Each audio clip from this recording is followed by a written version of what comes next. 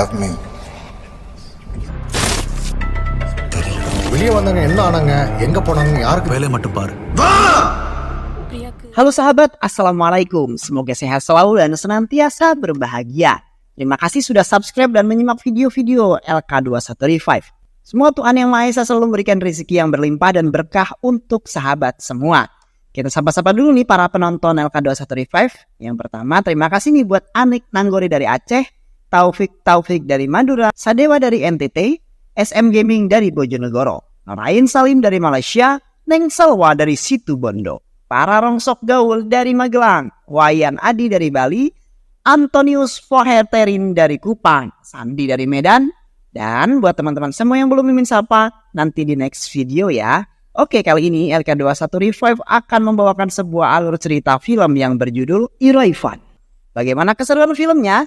Gak perlu banyak basa-basi, ini dia alur ceritanya.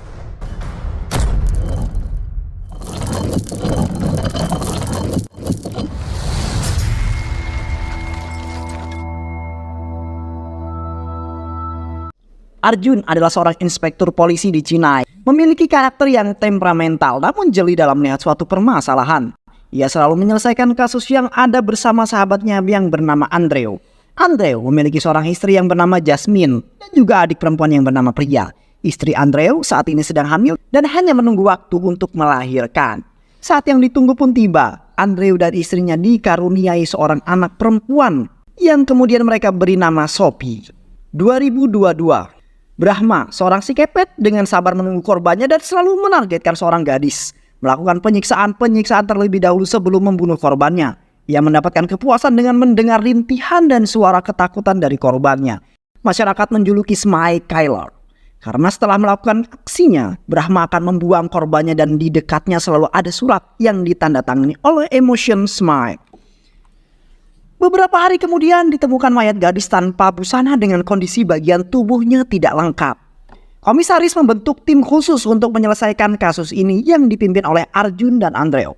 Arjun menemui Dr. Samugan untuk mengidentifikasi kasus yang meresahkan masyarakat ini. Menurutnya ini adalah pembunuhan yang dilakukan oleh seorang psikopat. Orang-orang melakukan ini biasanya memiliki trauma di masa lalu. Dia melakukan ini semua demi kesenangan dan mendapatkan kepuasan dari membunuh. Satu hal yang perlu diketahui orang ini adalah orang yang cerdas, hingga korban berjatuhan semakin banyak. Polisi sama sekali belum bisa menemukan siapa psikopat ini. Hal ini menimbulkan keresahan dalam masyarakat dan membuat mereka berdemo menuntut menyelesaikan kasus tersebut. Hingga ada laporan hilang seorang gadis yang bernama Salu. Dalam penculikan ini, jejak psikopat ini dapat dilacak. Andreu beserta tim lebih dahulu sampai di sebuah gudang kereta api. Arjun menyusul. Setelah mendapatkan VN dari Andreu, Arjun sampai lokasi yang diberitahukan. Namun sayang, saat masuk ia mendapati semua tim yang sudah kalah oleh Brahma. Termasuk Andreu pun terluka parah dan ia menitipkan keluarganya pada Arjun. Arjun berhasil mengalahkan Brahma dan hampir saja membunuhnya jika tidak ditahan oleh polisi yang lain.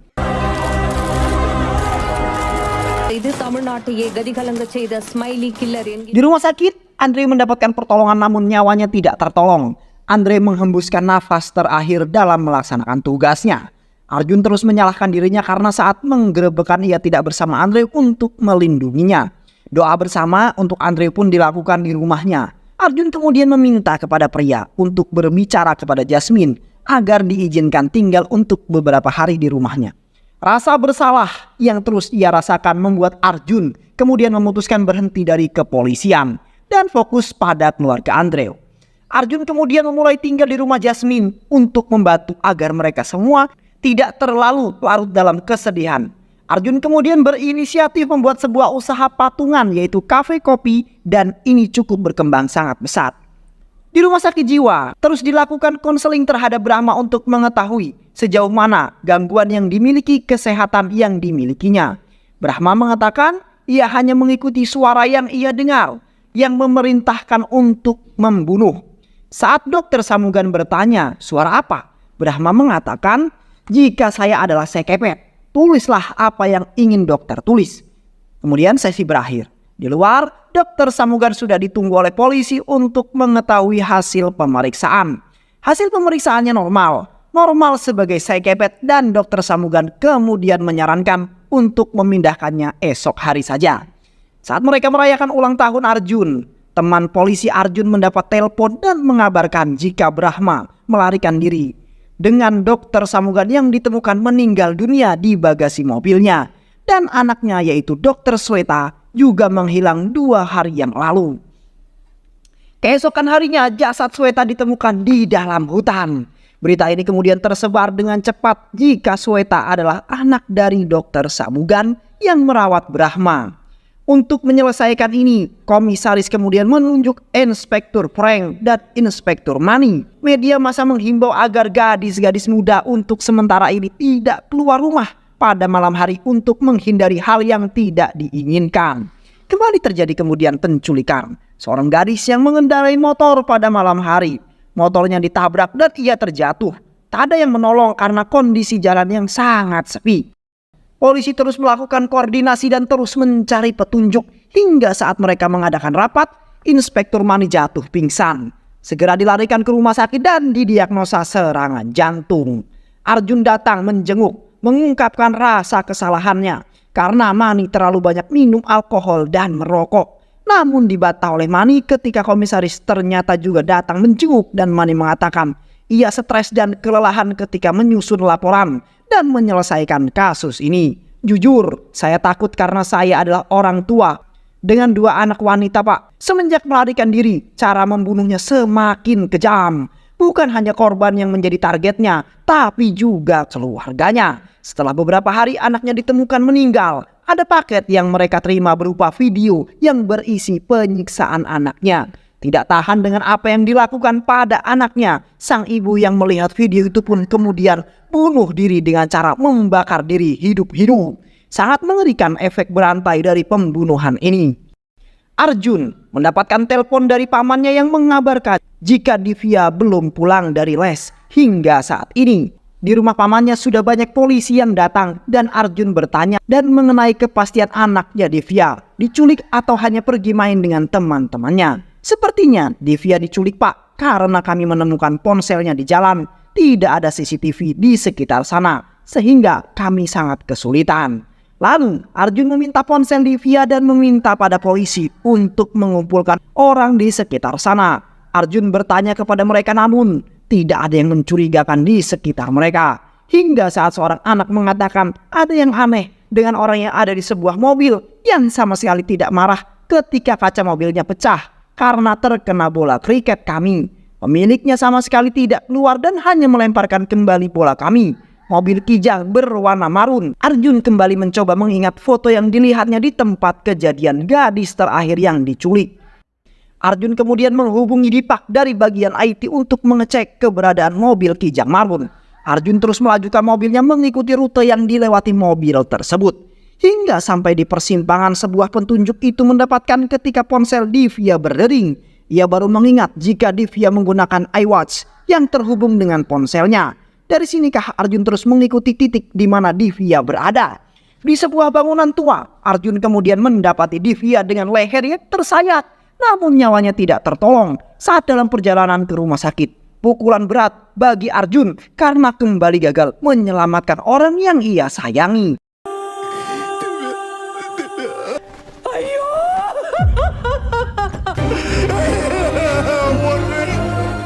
Komisaris memanggil Arjun karena ia mendapat laporan yang mengatakan jika Arjun bertindak seolah-olah dia masih seorang polisi.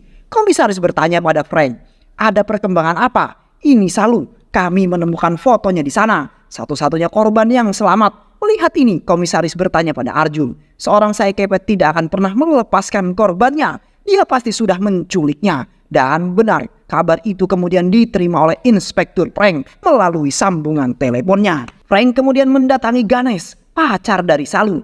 Ganesh bercerita jika ialah yang memberitahu peristiwa penculikan 1 tahun yang lalu. Aku mengikutinya. Salu tidak takut kematian, yang dia inginkan adalah seks. Ganesh melihat mereka melakukan hubungan terlarang dan Brahma tidak jadi membunuhnya. Sepertinya dia juga tertarik pada Salu. Jangan khawatir, Salu pasti kembali.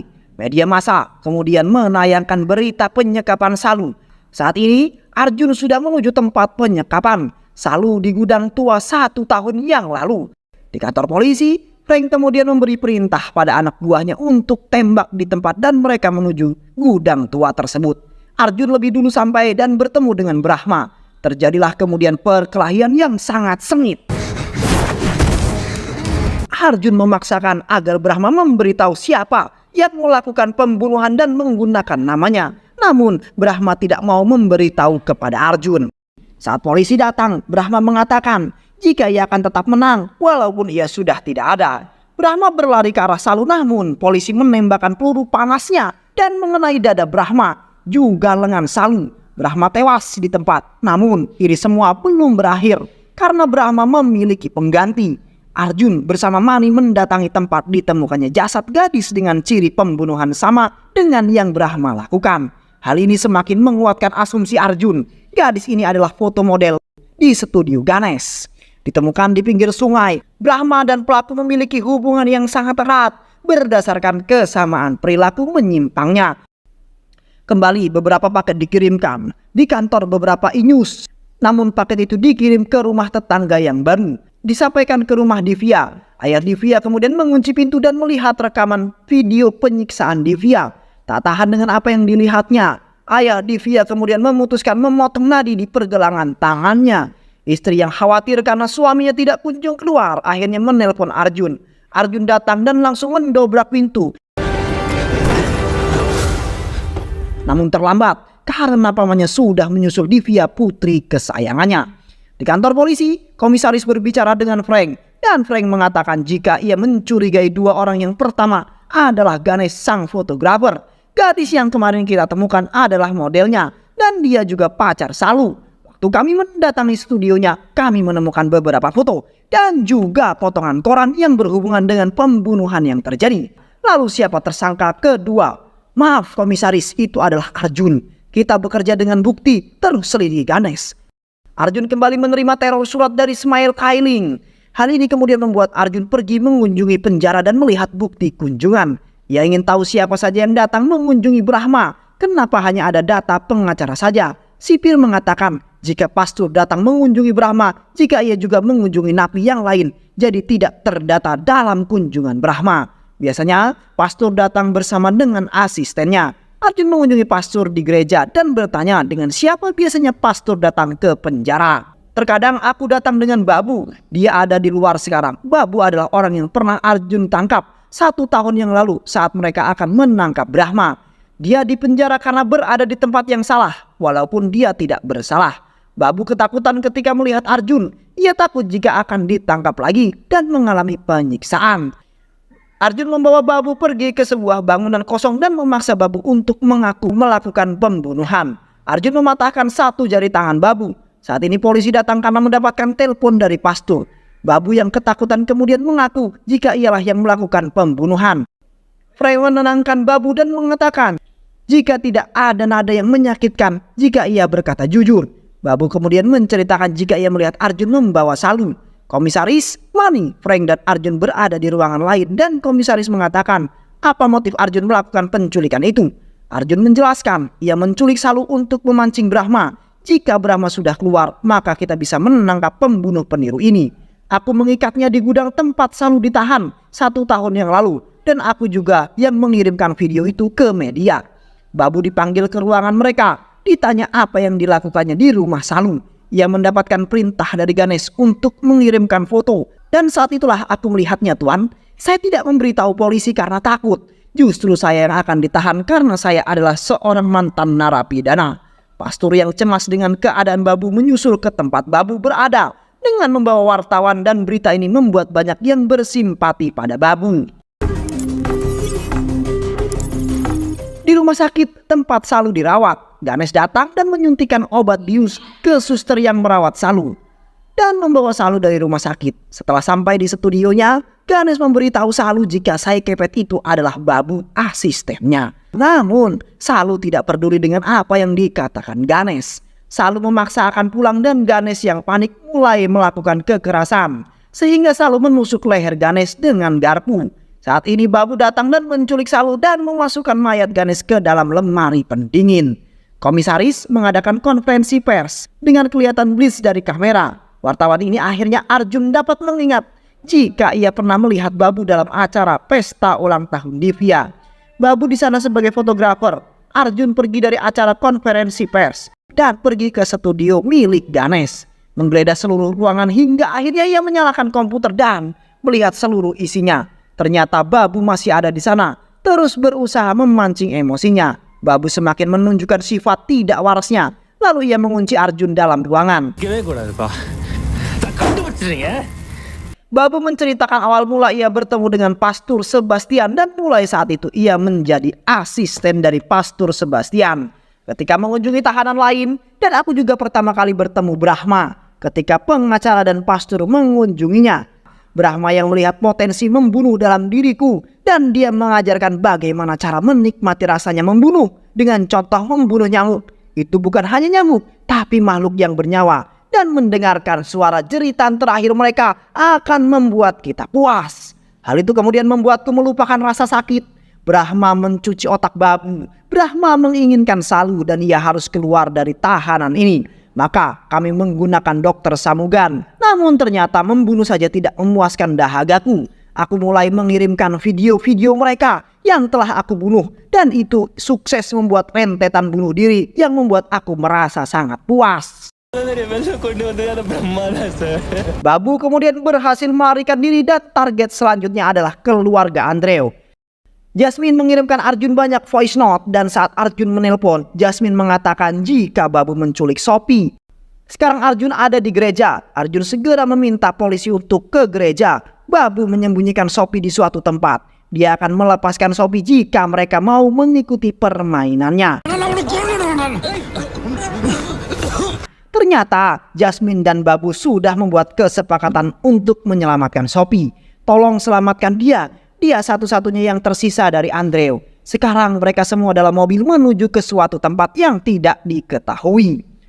Di tengah jalan, Babu kemudian ingin melakukan permainan 1, 2, and 3. Terus berulang hingga saat Jasmine mengatakan jika ia menitipkan tasbih untuk diberikan pada Sophie. Jasmine melompat dari mobil, jatuh terguling dan terlindas mobil polisi di belakangnya. Polisi membantu Jasmine dan membawanya ke rumah sakit. Arjun marah dan menembakkan peluru pada Babu, namun teringat Sophie. Babu dan Arjun sampai di pabrik tua. Arjun memukuli Babu dan bertanya, di mana pria? Babu mengatakan ingin sekali saja memukul Arjun dan akan memberitahu di mana pria. Arjun terdiam dan menerima pukulan dari Babu. Babu menunjuk tumpukan sampah dan saat Arjun berlari, Babu menembakkan senjatanya. Arjun kira itu adalah pria, ternyata itu adalah Salu.